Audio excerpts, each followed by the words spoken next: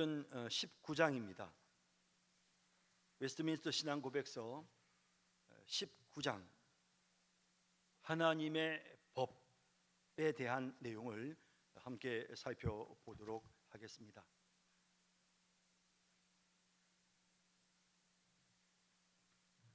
하나님의 법. 자, 우리가 하나님의 법이라고 할 때 우리는 구약에 기록된 율법을 먼저 떠올리게 되죠. 또 하나님께서 우리에게 명령하시는 모든 게 다 하나님의 법입니다. 율법이든 또 신약 시대에 또 성경에 새롭게 우리에게 말씀하시는 명령이든 무엇이든지 간에 하나님께서 우리에게 명령하시는 것은 그것은 하나님의 법입니다. 자, 그래서 오늘은 구약의 율법을 포함해서 하나님의 법을 우리가 어떻게 이해해야 되는지, 특히나 이제 우리가 신약 시대를 살고 있기 때문에 구약 성경에 기록되어 있는 하나님의 법은 우리가 과연 어떻게 해야 하는가, 그대로 똑같이 지켜야 되는 것인가, 이런 여러 가지 의문들이 생기는데요. 오늘 19장을 함께 살펴보면서 그 내용들을 하나하나 점검해 보도록 하겠습니다. 하나님의 법 1절입니다.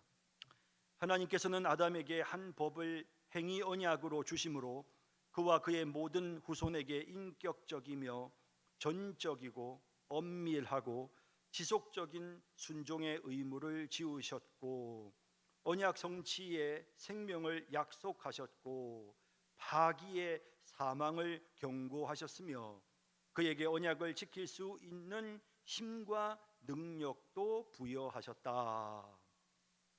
자, 1절에 나오는 내용은 하나님께서 인간을 처음 지으셨을 때의 상태를 말합니다. 그리고 인간을 처음 지으신 후에 하나님께서 아담에게 분명히 말씀하셨죠. 선악을 알게 하는 나무의 열매를 먹지 말아라. 먹으면 정령 죽으리라 라고 말씀하셨습니다. 그것을 먹지 아니하면 에덴 동산에서 영생을 누리지만 그 언약을 선악을 알게 하는 나무의 열매를 먹으면 정령 죽는다 라고 하나님이 경고하셨습니다. 이미 우리가 앞선 시간에 이것을 하나님께서 아담에게 주신 행위 언약이었다라고 우리가 이미 살펴본 바 있었는데요. 자, 이 행위 언약을 하나님이 주실 때 인간에게 하나님이 명령하셨습니다. 이렇게 해라, 이렇게 하지 말아라. 하나님께서 아담에게 명령하셨던 그 하나님의 법, 물론 선악을 알게 하는 나무의 열매를 먹지 말라는 것도 포함되어 있지만 하나님의 뜻에 순종하라라고 하는 이 하나님의 법, 이 하나님의 법을 하나님께서 아담에게 주셨죠. 자, 1절 다시 보십시다.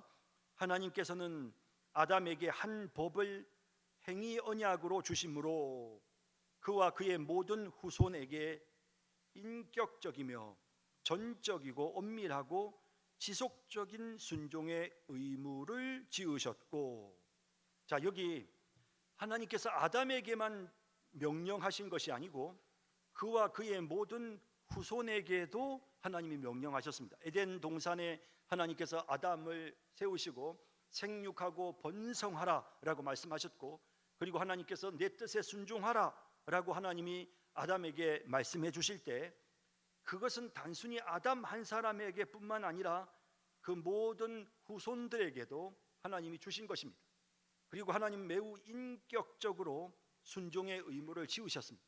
그래서 한 사람 한 사람이 자신의 인격을 따라서 하나님의 뜻에 순종하게 하셨습니다. 그리고 전적이고 엄밀하고 지속적인 순종의 의무였습니다. 하나님의 법을 따르는 것은 예외가 없었습니다. 무조건 이런 경우에는 선악을 알게 하는 나무의 열매를 따먹어도 되겠지요, 이런 경우에는 제가 하나님의 법을 지키겠지만 또 다른 경우에는 하나님의 법을 지키기가 어려운데요, 이런저런 예외적인 부분들이나 다른 조건이 없었습니다. 무조건 아주 전적으로 너 한 사람 한 사람이, 아담이 엄밀하게, 그러니까 정말 이것은 꼭 지켜야만 되는, 반드시 지켜야 되는 것이고 또 지속적으로 순종해야 되는, 당분간만 선악을 알게 하는 나무의 열매를 먹지 말아라, 혹은 당분간만 내 뜻에 순종해라. 그러면 그 다음부터는 너희들 자유롭게 해줄게. 하나님이 그렇게 말씀하신 게 아니죠. 이미 에덴 동산에 아담과 하와가 세워질 때부터, 하나님 만드실 때부터 그들은 하나님의 법에 순종하는 존재로 지어졌고, 그 순종은 지속적이어야 되고 전적이어야 되며, 그들 한 사람 한 사람이 인격적으로 반드시 순종해야 되는 엄밀한 그런 순종의 의무였습니다. 자, 이렇게 하나님께서는 에덴 동산에서 인간을 지으실 때부터 하나님의 법을 명령하셨습니다. 그뿐만 아니라 언약 성취의 생명을 약속하셨죠. 그래서 이것을 따먹지 아니하고, 그러면 이것을 먹지 아니하면 그 에덴 동산에서 영생을 누리게 되지만 그것을 파기할 때는 정령 죽는다라고 하나님께서 인간들에게 사망을 경고하셨습니다. 자, 그래서 이 하나님의 법에는 순종하는 자에게는 생명의 약속이, 파기하는 자에게는 사망의 경고가 함께 더불어 주어졌습니다. 그뿐만 아니라 하나님은 인간들로 하여금 그 언약을 지킬 수 있는 힘과 능력도 같이 부여하셨습니다.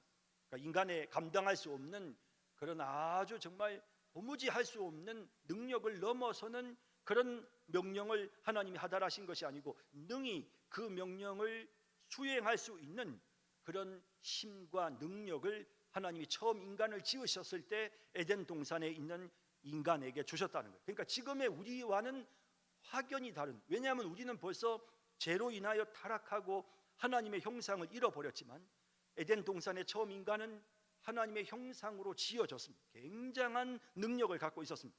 그런 능력의 존재에게 하나님은 하나님의 법을 반드시 지켜야 한다고 명령하신 것입니다. 자, 그 각주를 한번 366번 각주를 보실까요? 창세기 1장에 26절 이하에 하나님이 자기 형상대로 사람을 창조하시되 라고 되어 있습니다. 그리고 모든 것을 다스리게 하자. 자, 이 내용에 보면 하나님께서 인간에게 충분히 하나님의 법을 지킬 수 있는 힘과 능력을 부여하셨다는 것을 우리가 알 수 있습니다. 또 창세기 2장 17절에 선악을 알게 하는 나무의 열매를 먹지 말라, 그리고 반드시 죽으리라. 그래서 언약을 파기하면, 하나님의 명령을 거역하면 하나님께서 사망에 이른다고 경고도 명확하게 하셨습니다. 자, 그리고 뿐만 아니라 로마서 2장 14절에서 15절을 보면 인간의 마음속에 하나님께서 이 법이, 그러니까 이 법이라고 하는 것은 계속해서 하나님의 법을 행해야만 내가 하나님께로부터 생명의 약속을 받고, 내가 이 하나님의 법을 어기면 나는 사망에 이르게 된다, 하나님의 준엄한 심판을 받게 된다고 하는 이와 같은 경고의 메시지가 아담에게만 주어지고 끝난 것이 아니고, 그 다음 모든 인류, 예수를 믿든 안 믿든 구약시대 사람이건 신약시대 사람이건 모든 사람들에게 동일하게 마음속 깊은 곳에서 하나님의 법대로 살아야 된다라고 하는 그런 하나님의 법을 우리에게 주신 것입니다. 그렇기 때문에 로마서 2장 14절에서 15절에 보면 이방인들도 이미 본성으로 율법의 일을 행하게 되는 것이죠. 보편적으로 모든 인류에게 에덴 동산에서 내 법을 따르라 하나님이 말씀하셨기 때문에, 그래서 그 내 법을 따르라 하시는 그 하나님의 법이 사람들에게 영향을 끼치는 것입니다. 그래서 양심이 증거가 되어가지고 하나님의 뜻이 아닌 악을 행할 때에는 마음속에 두려움이 생기고, 그리고 그렇게 하면 안 된다는 죄책감이 밀려오고, 또 하나님의 뜻에 맞는 행동을 했을 때는 자부심을 느끼고 긍지를 느끼고 기쁨이 있는 이런 형태의 모습이 아담 이후의 모든 인간들에게 동일하게 나타나게 된 것입니다. 그래서 로마서 10장 15절에도 율법으로 말미암는 의를 행하는 사람은 그 의로 살리라. 그러니까 율법으로 말미암는 의를 행하는 사람은 그 의로 살리라. 이것은 그냥 모세의 시대에만 국한되는 것이 아니고 모든 인간들이 다 그렇다는 것이죠. 이 모든 인간이, 그러니까 이 하나님의 법을 가지고 의롭게 되기를 원하는 사람들은 이 법을 가지고 살면 돼요. 그러니까 하나님의 법대로만 순종하는 사람이 누구든지 있으면 그 사람은 의롭게 되어지고 하나님의 복을 받아 누리는 겁니다. 하나님의 약속을 받아 누리는 거죠. 그런데 문제는 우리 모든 사람들이 그 하나님의 법을 지키지 못하기 때문에 사망에 이르는 하나님의 경고가 우리에게 시행되는 것입니다.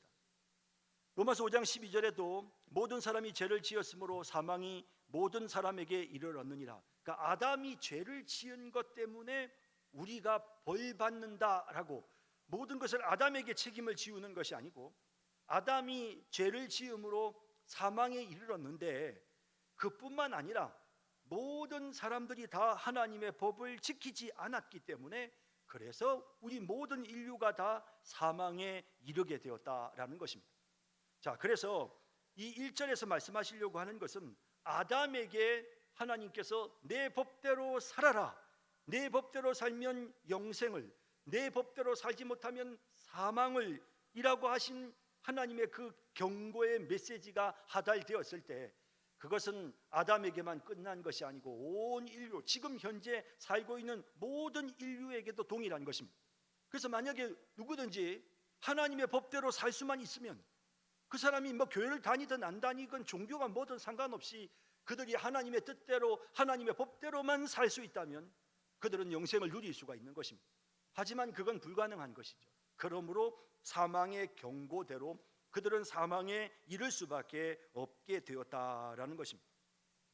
또 보실까요? 갈라디아 3장 10절에도 율법책에 기록된 대로 모든 일을 항상 행하지 아니하는 자는 저주 아래에 있다. 누구든지, 그러니까 이 사람들이 예수 믿든 안 믿든 구약시대 사람이건 신약시대 사람이건 상관없이 누구든지 이 하나님의 법에 정해져 있는 대로 행하지 아니하면 저주를 받는다는 거예요. 자, 그 다음 전도서 7장 29절, 내가 깨달은 것은 오직 이것이라. 곧 하나님은 사람을 정직하게 지으셨으나 사람이 많은 꾀들을 낸 것이니라. 인간을 하나님이 처음 지으실 때는 정직하게 그 법대로 순종할 수 있는 그런 인격으로, 그런 능력을 가진 자로 하나님이 우리 인간을 지으셨지만, 인간이 점점 부패하여지고 타락하여져서 결국에는 하나님의 법을 어기게 되는 것입니다.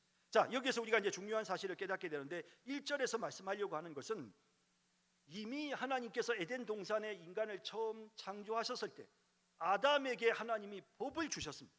그런 것처럼 그 이후로 모든 인류에게 하나님은 법을 주셨어요. 이미 우리의 양심 속에 하나님의 형상으로 만들어진 우리 인간 내면에는 하나님의 법이 딱 들어와 있어요.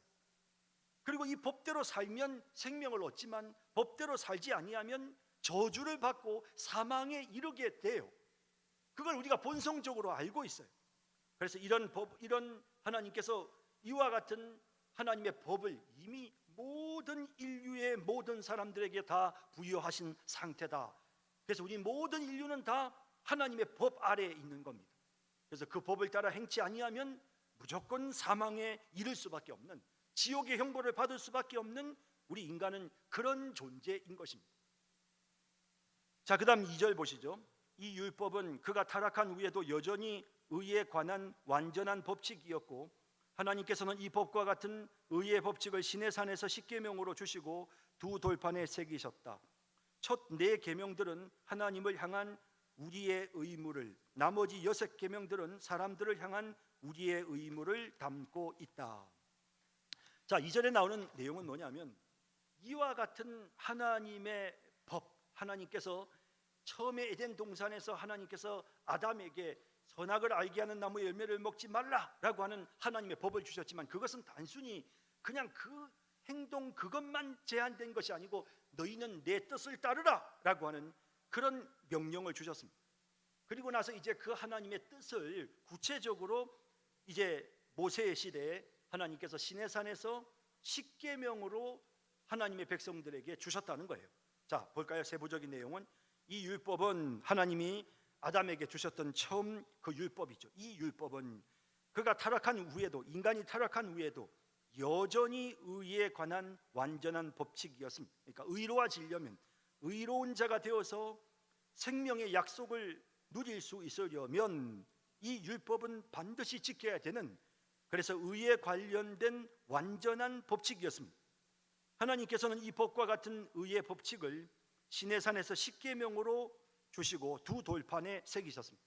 그래서 하나님께서 모세를 처음 시내산으로 부르시고 그리고는 그 불 가운데서 하나님께서 십계명을 명령하시면서 두 돌판에 그것을 새기셨죠.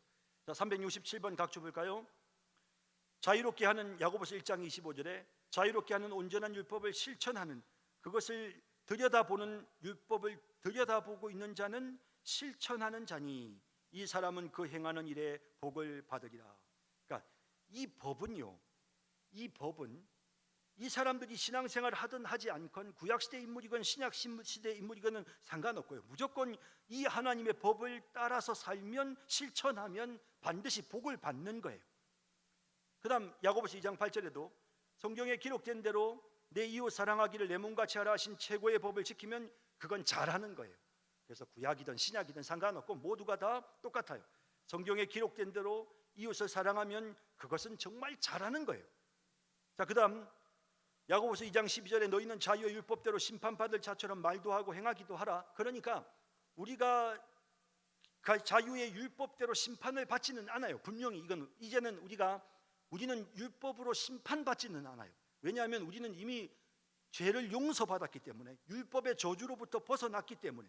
하지만 우리는 그 법이 말씀하는, 하나님의 법이 우리에게 요구하는 그 모든 내용들을 시행하는 것이 마땅한 거예요. 자, 그래서 우리는 하나님의 법 아래에 지금 있습니다. 그래서 이 하나님의 법은 여전히 의에 관한 완전한 법칙이기 때문에 우리는 이 법을 순종해야 되는 것이죠. 또 신명기 5장 32절에도 너희 하나님 여호와께서 너희에게 명령하신 대로 너희는 삼가 행하여 자로나 우로나 치우치지 말라 하셨습니다.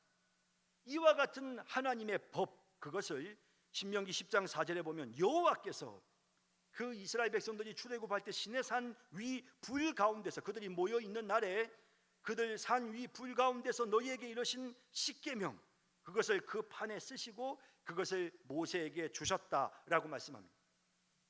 자, 그러므로 여러분, 하나님이 주시는 모든 법은 여전히 의에 관한 완전한 법칙입니다. 그러므로 우리는 그 의에 관련된, 의로워지는 그 완전한 법칙을 항상 주목해야 되고, 그 말씀을 지키는 것이 잘하는 것이고, 그 말씀을 지키지 않으면 마치 하나님 앞에 심판받을 자처럼 생각하면서 그 법에 따라서 하나님의 법대로만 살려고 애를 쓰는 이런 모습들이 우리에게 있어야 한다는 거죠. 당연히 있어야 한다는 것입니다. 자, 이 내용을 하나님은 우선 십계명 두 돌판에 새겨주셨다라고 말씀하셨습니다. 자, 그 다음 봅시다. 첫 네 계명들은 하나님을 향한 우리의 의무를, 나머지 6계명들은 사람을 향한 우리의 의무를 담고 있다. 그렇죠? 첫 번째 계명에서 나 외에 다른 신들을 내게 두지 말라, 그리고 나를, 하나님을 비겨서 다른 우상을, 땅 위에 있는 것이나 바다, 물 아래에 있는 것이나 무엇이든지 어떤 형상으로든지 하나님을 만들지 말라 그랬어요. 두 번째 계명. 세 번째 계명은 망령 때 일컫지 말라, 하나님의 이름에 대한.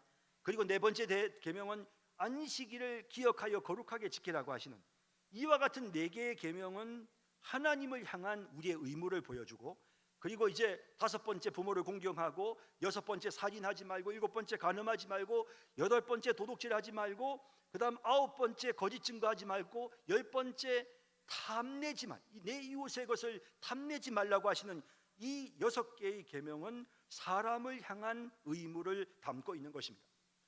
자, 정리하면 하나님께서 인간을 지으실 때부터 하나님은 인간에게 하나님의 법을 하달하셨습니다. 너희는 내 뜻대로 살아야 된다. 그 중에 하나가 선악을 알게 하는 나무의 열매를 먹지 말라는 것이었습니다. 그 하나님의 법은 인간이 타락한 이후에도 여전히 우리를 의롭게 하는, 의에 이르게 하는, 의와 관련된 그런 법칙입니다. 그리고 이 하나님의 법을 하나님은 십계명으로 자기 백성들에게 하달하셨습니다. 그 십계명에 보면 앞부분에 하나님에 관련된 의무와 또 뒷부분에 사람에 관련된 의무 조항들을 담게 하셨다. 자, 이것입니다. 자, 요것과 관련해서 368번 각주를 보시면 예수께서 이르시되, 마태복음 22장에 주 너의 하나님을 사랑하라, 이게 첫째 되는 계명이죠. 둘째 계명은 뭡니까? 내 이웃을 내 자신같이 사랑하라. 하나님에 대한 의무, 사람에 대한 의무, 이게 하나님이 정하신 하나님의 법의 내용이다라는 것입니다. 자, 그 다음 3절로 넘어가겠습니다. 보통 도덕법이라 불리는 이 법 외에도 하나님께서는 미성숙한 교회인 이스라엘 백성에게 여러 예표적인 규례들을 담고 있는 의식법을 기꺼이 주셨다. 이 의식법의 한 부분은 그리스도와 그분의 은혜와 활동과 고난과 은덕들을 예표하는 예배에 대한 것이고, 또 한 부분은 도덕적 의무에 대한 교훈을 제시한다. 모든 의식법은 새 언약 아래에서 이제 폐기되었다. 자, 이제 조금 더 구체적인 내용이 나오는데요. 자, 보십시다. 자, 3절에 나오는 내용은 보통 도덕법이라 불리는 이 법, 십계명에 나오는 내용이죠. 하나님에 대한 우리의 의무, 인간에 대한 우리의 이 의무를 규정하고 있는 이 도덕법, 기본적으로 하나님을 사랑하고 이웃을 사랑하라고 하는 이 도덕법이라고 불리는 이 법 외에도 하나님께서는 미성숙한 교회인 이스라엘 백성에게, 그들이 성숙하지 못했기 때문에 미성숙한 이스라엘 백성들에게 여러 예표적인 규례들을 담고 있는 의식법을 기꺼이 주셨습니다. 자, 예표적인 규례, 자, 그것이 예표한다, 상징한다. 우리가 그런 말을 하잖아요. 구약시대 제사제도는 예수님의 십자가를 상징합니다. 구약시대의 절기들은 유월절 식사는 성찬식을 상징합니다. 구약의 할례는 신약의 세례를 상징합니다. 우리가 이런 표현을 쓰죠. 이건 말하면 신약의 시대에 진짜 참된 본질이 등장하기 전에 구약에 제시되어졌던 그런 의식적인 율법들은 다 일종의 예표, 상징, 그림자와 같다는 것이죠. 그래서 멀리서 실체가 등장하기 전에 어렴풋이 우리에게 보여주는 그림자와 같은 것이 바로 다름 아닌 이 의식법입니다. 자, 그래서 구약에 하나님이 주신 율법들 중에서 도덕법이라고 하는, 하나님 사랑, 이웃 사랑이라고 하는 이 부분을 빼내고 난 나머지 법들은 전부 의식법입니다. 이 의식법은 그리스도와 그분의 은혜와 활동과 고난과 은덕들을 예표하는 예배에 대한 것입니다. 이게 바로 제사법입니다.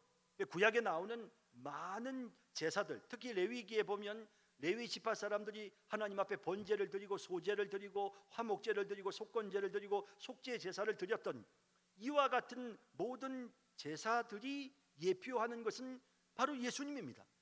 그리고 그 성막, 지성소, 이 모든 것들도 역시 마찬가지로 예수님이 우리를 위해 십자가에 못 박혀 죽으실 것을 예표하는 것입니다. 자, 이렇게 의식법의 한 부분인 제사법, 자, 이 제사법, 이 의식과 관련된 법이다. 그러니까 도덕과 관련된 것은 하나님과 사람에 대한 의무이고요, 그 외의 법들은 우리가 의식에 관련된 법이라고 할 수 있는데, 이 의식법의 한 부분이 바로 뭐냐면 제사법입니다. 자, 그래서 이 제사와 관련된 이 부분들이 예배에 대한 것을 우리에게 예표하고 있다. 369번 각주에 보시면 율법은, 히브리서 10장 1절에 율법은 장차 올 좋은 일의 그림자일 뿐이요 참 형상이 아니므로 언제나 우리를 온전하게 할 수 없다. 그래서 율법에 나오는 이런 제사 제도는 그림자이고요, 참 형상은 바로 예수님입니다. 또 예수님의 십자가 사건입니다. 이와 같은 사실을 우리에게 예표해 주는 그림자가 바로 구약의 제사 제도입니다. 자, 그래서 이 구약의 제사 제도는 이렇게 신약 시대에 예수님께서 우리를 위해 이루실 그 놀라운 은혜와 주님의 활동과 주님의 고난과 주님께서 우리에게 끼쳐 주시는 그 공덕을 예표하는 그와 같은 것이고요. 그다음 또 보십시다. 그다음 또 한 부분, 자, 이 의식법 가운데 또 다른 한 부분은 도덕적 의무에 대한 교훈을 제시해요.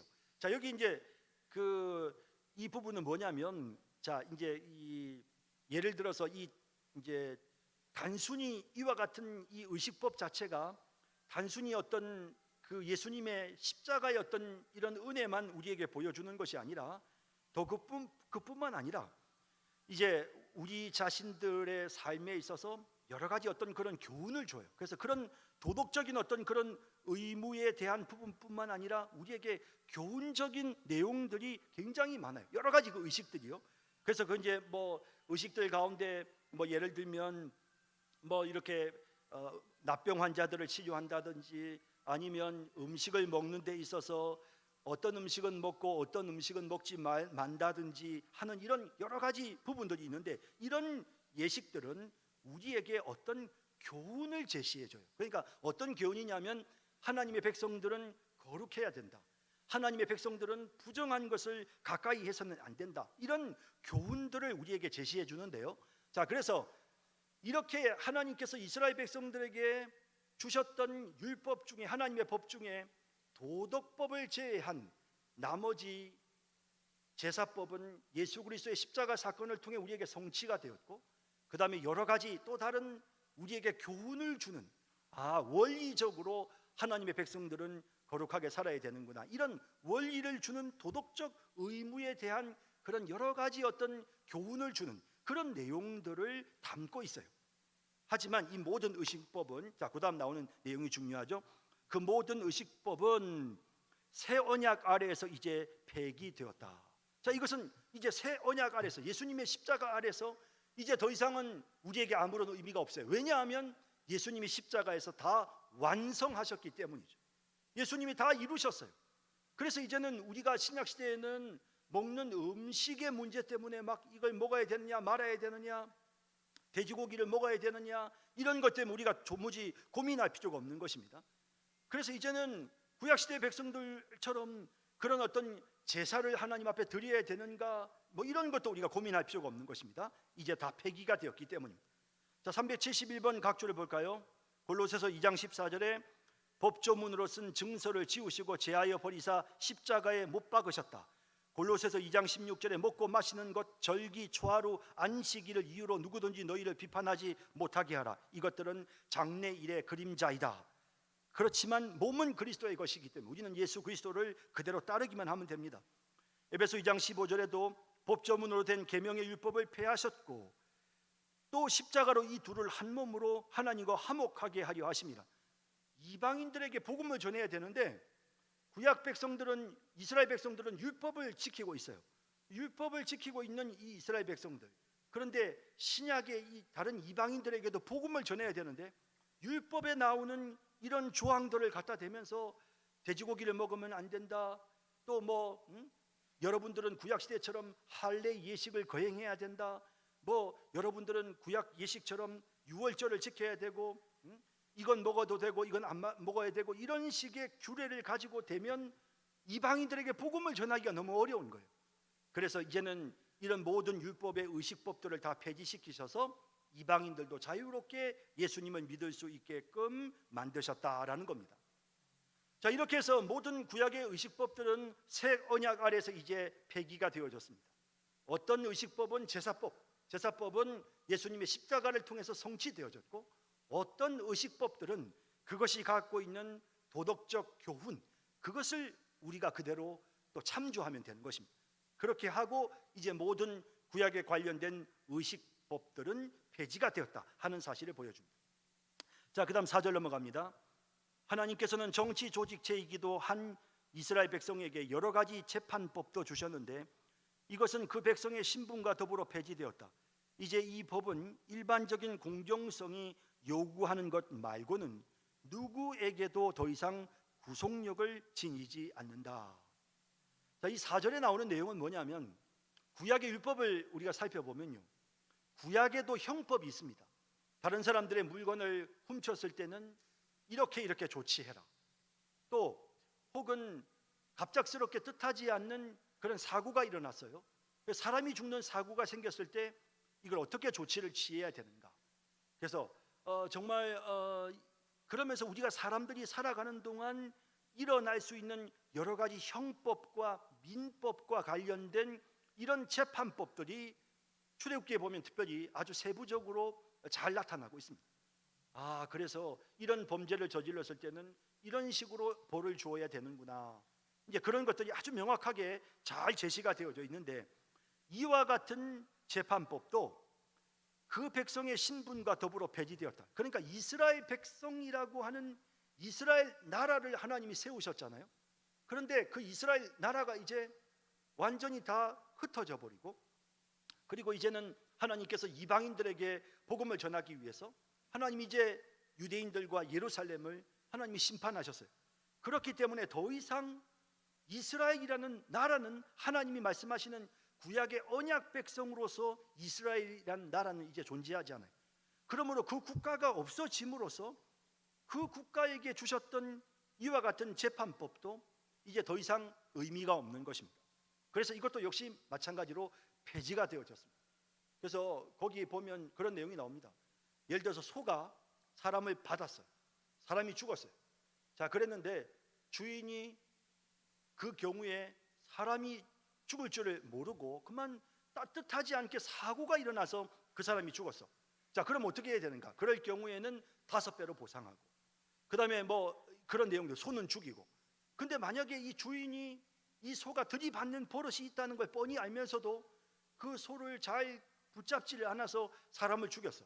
그러면 그 주인도 같이 죽이게 하는 아주 굉장히 엄격한 그런 어떤 재판에 관련된 내용들이 자세하게 기록이 되어져 있습니다.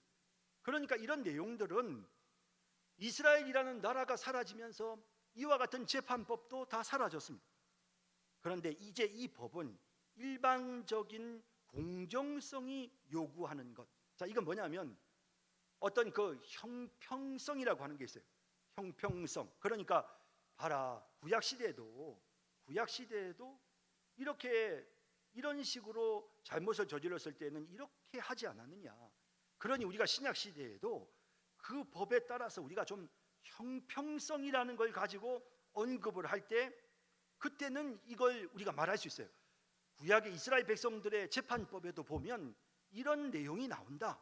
그러니 오늘 우리 시대에도 이런 잘못을 저지른 사람에게는 이렇게 처벌하는 게 옳다.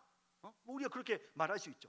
아니, 개가 사람을 몇 번이나 물어서 사람들이 병원에 입원하기도 하고 그랬는데도 불구하고 주인이 그 개를 방치를 해가지고 그만 그 개가 사람을 물어서 죽였어요.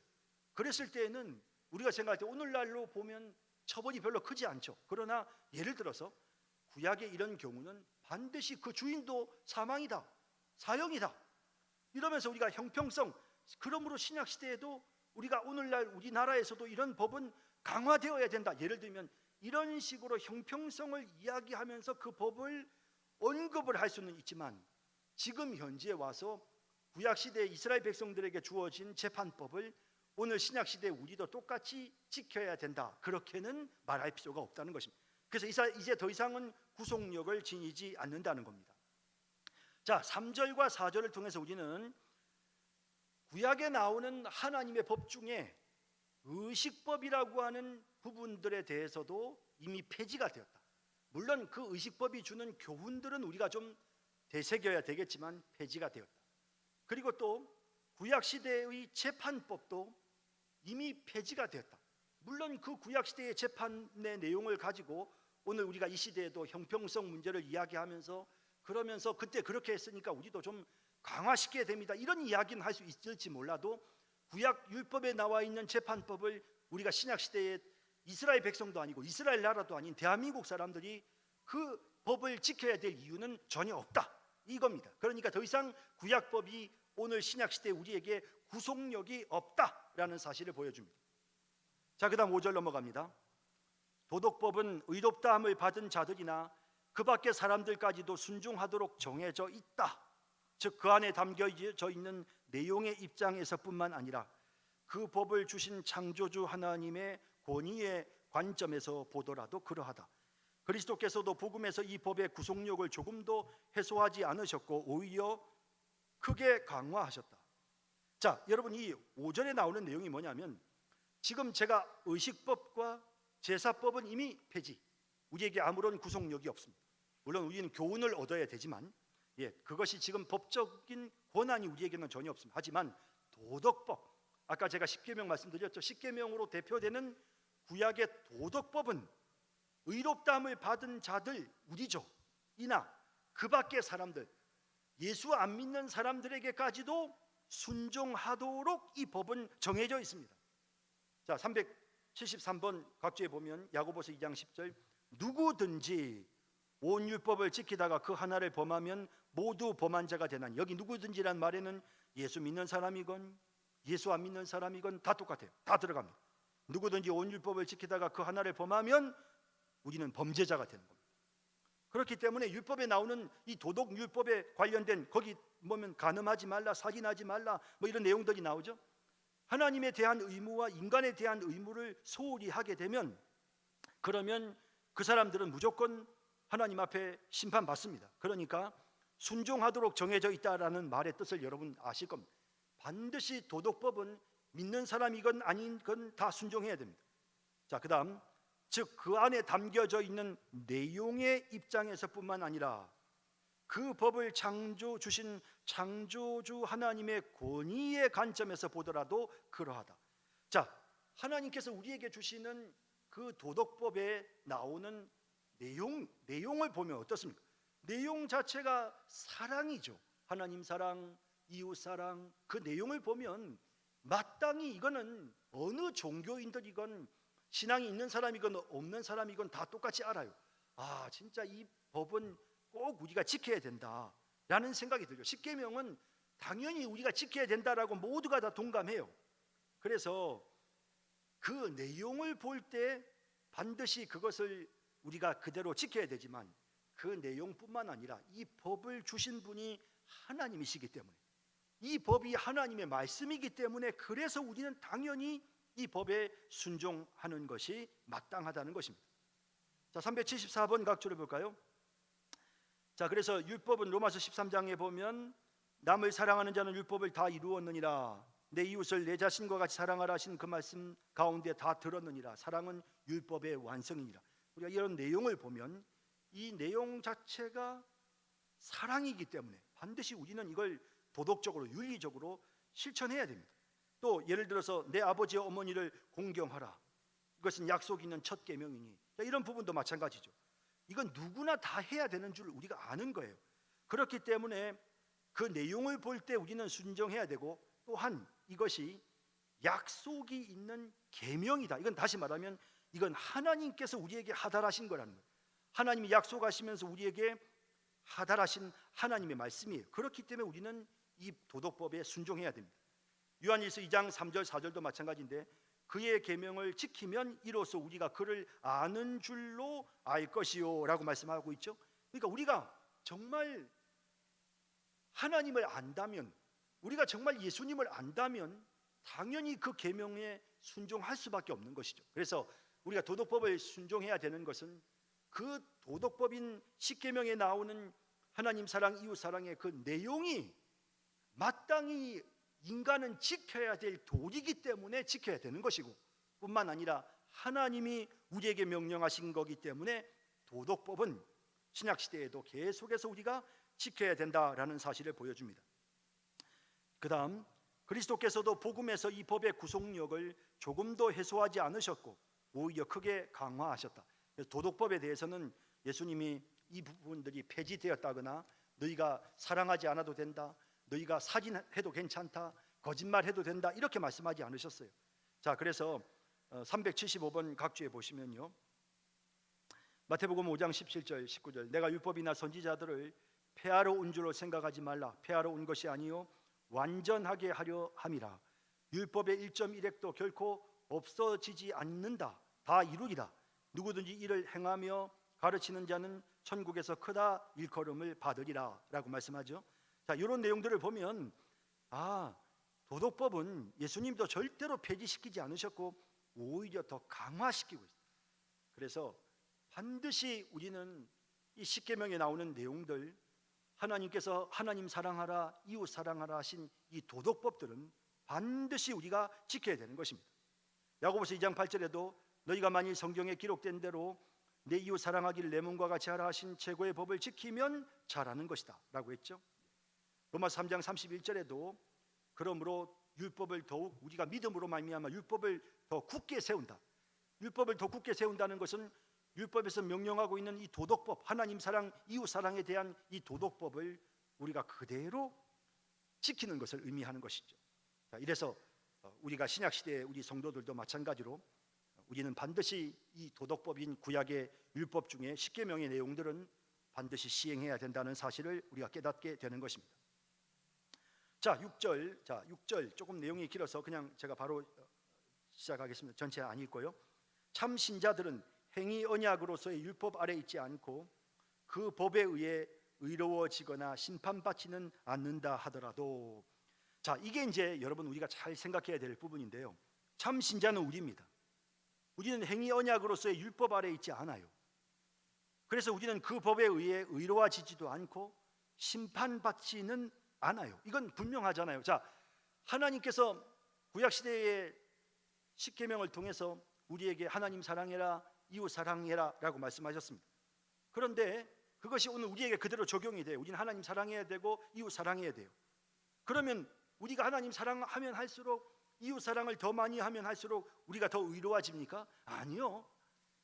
정말 아닙니다. 우리는 아무리 애를 써도 우리 자신을 의롭게 할 수 없습니다. 또 우리가 하나님 사랑, 이웃 사랑을 잘 실행했기 때문에 우리가 심판받지 않아도 됩니까? 우리는 심판받을 수밖에 없어요. 자, 그러니까 무슨 말이냐면 이 구약 시대의 하나님의 법, 이 하나님의 이 도덕법이, 오늘 이 도덕법이 우리가 반드시 실천에 옮겨야 되지만 이 법을 따라서 산다고 해서 의로워지는 것은 절대로 아닙니다. 또 우리가 마지막 심판날에 이 법을 가지고 하나님께로부터 심판받는 것도 아니에요. 왜냐하면 우리는 예수님의 십자가의 은혜로 죄사함을 받았고 의로워졌기 때문에 율법을 가지고 우리를 판단할 수 없어요. 자, 이거 잘 이해하셔야 됩니다. 그래서 우리가 율법의 도덕법은 지켜야 되지만 그렇다고 해서 그 법을 지켰다고 의로워지는 것도 아니고 그 법을 지키지 않았다고 심판받는 것도 아닙니다. 자, 이건 우리가 분명히 해야 되겠죠. 자, 376번 각주, 로마서 6장 14절에 죄가 너희를 주장하지 못한다라고 했습니다. 왜냐하면 우리는 법 아래 있지 않고 은혜 아래 있는 사람들이기 때문에 죄가 우리를 주관 못해요. 당신 살인죄를 지었지, 당신 거짓말했지, 이런 말로 우리를 평가할 수 없어요.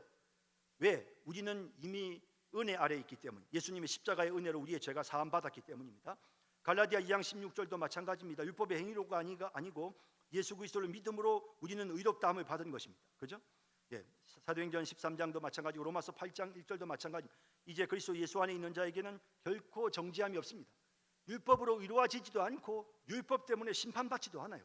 이미 우리는 예수 안에 있는 십자가의 은혜로 그것을 믿음으로 이미 의로워졌기 때문에 율법이 우리를 정죄할 수도, 율법에 의해 우리가 평가를 받지도 않는다는 거, 이건 분명히 해야 됩니다. 자, 율법에 있는 도덕법은 실천해야 되지만 그것 때문에 의로워지는 것도 아니고 그것 때문에 심판, 그대로 하지 못했다고 심판받는 것도 아니지만, 그 다음 내용요, 이 법은, 이 도덕법은 자기들에게나 타인에게나 크게 유익하죠. 그렇습니다. 하나님 사랑, 이웃 사랑하면 자기에게도 유익하고 다른 사람들에게도 유익합니다. 이는 이 법이 삶의 법칙으로서 그들에게 하나님의 뜻과 그들의 의무를 알려줍니다. 이게 삶의 법칙이거든요. 아, 하나님의 뜻이 이거구나. 하나님 사랑하는 게 하나님 뜻이구나. 거짓말하지 않는 게 하나님의 뜻이구나. 내 이웃의 물건을 탐내지 않는 것이 하나님의 뜻이구나. 이걸 깨닫는 것이죠. 아, 이게 우리의 의무구나. 내가 안식일을 지켜야 되는구나. 내 부모를 공경하는 것이 이게 나의 의무구나. 이런 걸 깨닫게 되죠. 자, 이래서 이런 것들이 크게 유익을 줘요. 자, 그래서 우리에게 삶의 법칙으로서 하나님의 뜻과 또 우리가 마땅히 해야 될 의무도 알려주고, 또 뿐만 아니라 그들의 본성과 마음과 삶이 죄로 오염되어 있다는 것을 더 발견하게 하여, 율법에 나오는 내용을 보면 우리 자신이 죄인이라는 게 자꾸 깨달아져. 십계명을 보고 나니까 난 날마다 거짓말하고 내 마음속에 미움이 있고, 주님은 마음속에 미워하는 사람은 이미 살인하였다고 했고, 또 마음속에 음란을 품으면 이미 간음하였다고 말씀하셨는데, 하나님 나는 정말 죄인입니다. 나는 죄인입니다. 이러면서 이런 하나님의 도덕법이 우리에게 우리 자신이 얼마만큼 죄로 오염되어진 존재인지를 깨닫게 해주는 거예요. 또 뿐만 아니라 그들이 법대로 행하도록 지시하고 정하기 때문이다. 그래서 이 법은 반드시 우리가 그대로 실천해야 돼요. 이건 구약시대건 신약시대건 하나님의 백성들이건 믿는 사람이든 믿지 않는 사람들이건 반드시 이 법대로 우리는 행해야 돼요.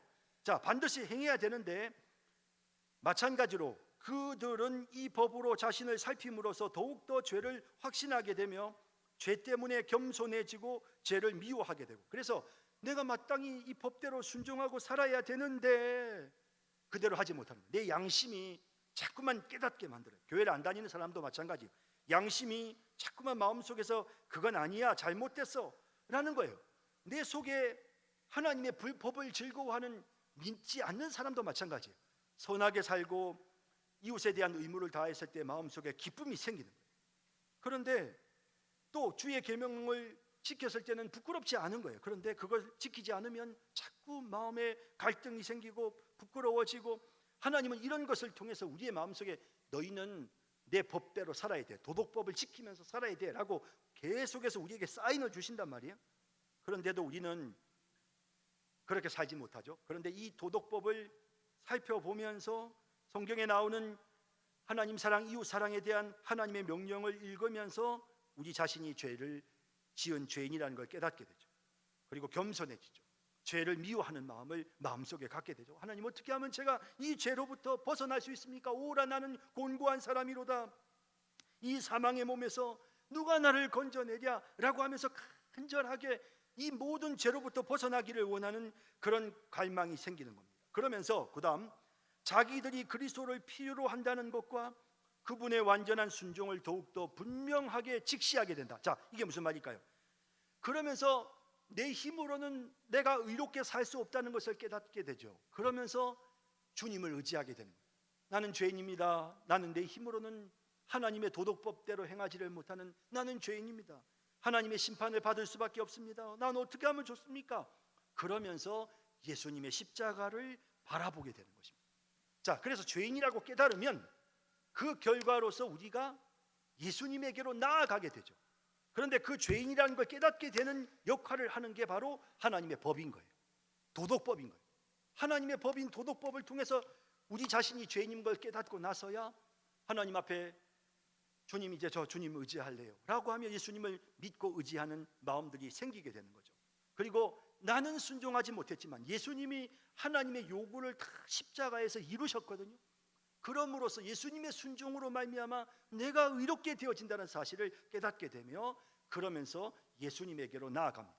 그래서 율법은 그런 의미에서 우리를 주님께로 데려다주는 몽학선생, 율법은 우리를 주님께로 데려다주는 초등교사로서의 역할을 하는 거예요. 참 스승이신 예수님에게로 우리를 나아가게 만드는 것입니다. 자, 이렇게 해서 380번까지 해서 우리는 이제 특별히 이 도덕법이 믿지 않는 불신자들에게 어떤 긍정적인 영향을 끼치는가, 그래서 이 도덕법이 믿지 않는 불신자들로 하여금 예수님에게로 나아가게 한다라는 사실을 이제 깨닫게 되었다면요, 그러면 구약의 도덕법인 십계명은 예수 믿고 거듭난 우리에게는 무슨 유익이 있을까요? 자, 그 다음 보시죠. 마찬가지로 율법은 중생한 자들에게도 쓸모가 있는데 이는 율법이 죄를 금함으로 그들의 부패성을 제어하기 때문이다. 자, 그래서 이게 쓸모가 있어요. 왜, 어떻게 율법이 쓸모가 있느냐? 왜냐하면 율법이 죄를 금하거든요. 이 율법이 십계명에 나오는 내용들이 뭐뭐 하지 말라, 뭐뭐 하지 말라, 죄를 금하니까 그런 명령을 볼 때마다 내가 이걸 제어해야 되겠다, 내가 이걸 제어해야 되는구나 라고 하면서 우리가 그것을 제어할 때 과거에는 우리 스스로 제어 못했지만 성령이 우리를 도우시기 때문에 그것이 제어가 되는 것입니다. 그래서 제어할 수 있는 동력을 부여하는, 하나님 뜻이 선하게 사는 거야, 하나님에 대한 사랑, 이웃에 대한 바른 사랑을 실천하며 살아야지 할 때, 중생하기 전에는 나는 죄인이야, 주님, 그러면서 예수님을 믿는 것밖에는 길이 없다는 사실로 나아가지만 이미 거듭나고 중생한 사람은 이건 죄야. 그럴 때 마음속에 성령이 우리 속에 역사하셔서 그 죄를 제어할 수 있는 힘을 주시거든요. 그래서 우리가 이 구약의 율법을 가까이 하고 도덕법을 가까이 하고 십계명을 가까이 할 때 우리의 부패성을 제어할 수 있는 힘이 생기는 것입니다. 그리고 율법의 위협들은 비록 그들이 율법에서 견고한 저주에서 자유함을 얻었다 하더라도 우리는요 분명히 자유함을 얻었어요. 율법에 따르면 이런 자들은 심지어 구약시대에는 안식일을 지키지 않으면 돌로 쳐서 죽이기도 하고 범죄를 저지르는 자들이 얼마나 무서운 심판을 받았습니까? 그런데 구약의 율법처럼 우리는 저주를 받지 않습니다.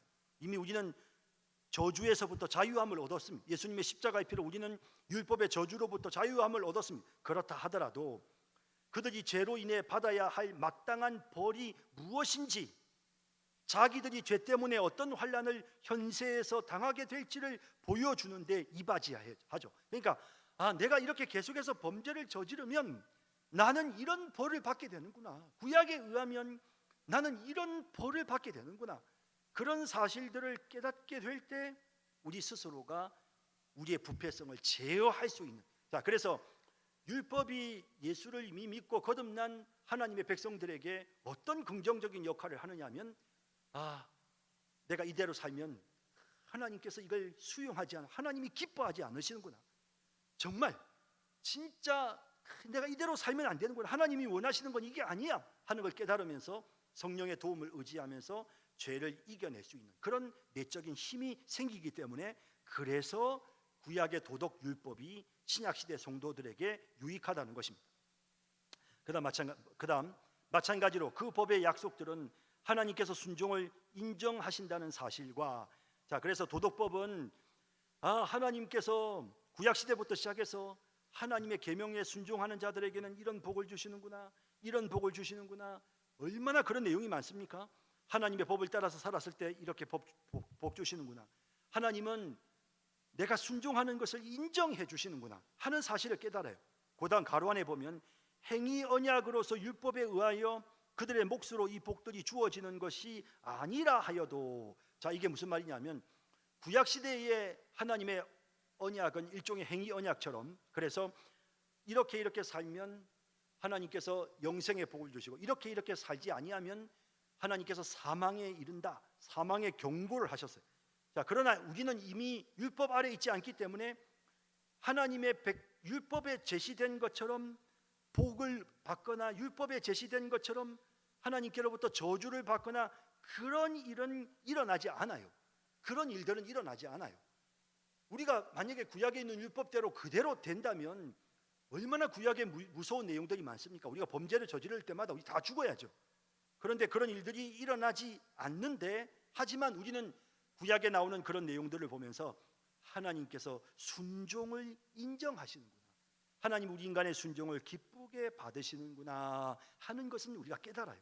그래서 내가 하나님의 법대로 살면 하나님이 기뻐하시는구나, 하나님이 나의 그 선한 행위를 기쁘게 받으시는구나 하는 것은 우리가 아는 거예요. 마찬가지로 법이 선을 장려하고 악을 금하기 때문에 어떤 사람이 선을 행하고 악을 멀리한다 하여도 이것이 그가 율법 아래 있고 복음 아래 있지 않다는 증거가 될 수 없다. 자, 여러분, 아니 주의를 지켜, 십계명에 나오는 주의를 지켜, 여호와의 이름을 망령되이 일컫지 말아야 된다고 하면서, 그러면서 하나님의 이름을 함부로 입에 담지 않으려고 애를 써. 거짓 증거하지 말라고 했다고 나는 절대로 거짓말 안 하겠습니다, 나는 절대로 거짓말 못 합니다 라고 한다고 합시다. 그럴 때 우리가 그분을 보고 아이고 저 율법주의자, 저 율법주의자, 아직도 율법 아래 있어, 복음 아래 있고 은혜 아래 있어야 되는데 저 사람은 아직도 율법주의자야 라고 해서는 안 된다는 거예요. 우리가 도덕법을 지키는, 하나님 사랑, 이웃 사랑을 지키는 것은 우리가 율법주의자이기 때문에 율법 아래에서 하나님이 그렇게 살아야 의롭게 되고 내가 상 준다, 너 그렇게 살지 않으면 벌 받는다, 저주 받는다, 그래서 우리가 율법에 나오는 내용을 지키는 것이 아니고, 우리는 이미 하나님의 은혜 아래에 있지만 우리는 너무나도 감사해서, 하나님의 은혜에 감사해서 하나님이 기뻐하시는 것이 이거니까, 도덕법이니까. 하나님 사랑, 이웃 사랑은 하나님이 기뻐하시는 거니까 저 하나님 앞에서 바르게 하나님이 기뻐하시는 삶을 살게요 라고 하면서 도덕법을 따른다면 절대로 그 사람을 우리가 율법주의자라고 불러서는 안 되는 것입니다. 그래서 신약시대도 얼마든지 우리는 도덕법을 따르면서 살 수 있고, 그렇게 따르는 것이 그것이 바른 것이지 그걸 율법주의자라고 그렇게 매도해서는 안 된다는 것입니다. 자, 마지막 7절입니다. 위에서 말한 율법의 여러 용도도 복음의 은혜에 배치되지 않으며 오히려 복음과 순조롭게 부합한다. 예, 이게 율법이 복음과 배치되는 것처럼 말하는데 절대로 아니에요. 물론 율법으로 인하여 받는 영생의 복과 율법대로 행하면, 율법을 행치 아니함으로 인하여 받는 사망의 경고는 그건 폐지되었어요. 만약에 그게 남아 있으면 우리는 절대로 구원 못 받아요. 그래서 이미 그건 폐지되었고 우리는 의로워지는 것도 오직 예수님의 십자가의 은혜고 우리가 율법을 혹시 범한다 하더라도 우리는 절대로 심판받지 않아요. 그러면 그렇기 때문에 율법이 복음과 배치되는 것처럼 반대되는 것처럼 그렇게 말하면 안 돼요. 반드시 복음과 은혜는 함께 간다라는 겁니다. 그래서 마지막 386번 각주에 보시면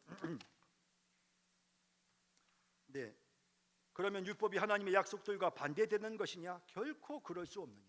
예, 절대로 그렇지 않습니다. 율법은 하나님의 약속과 반대되는 게 아닙니다.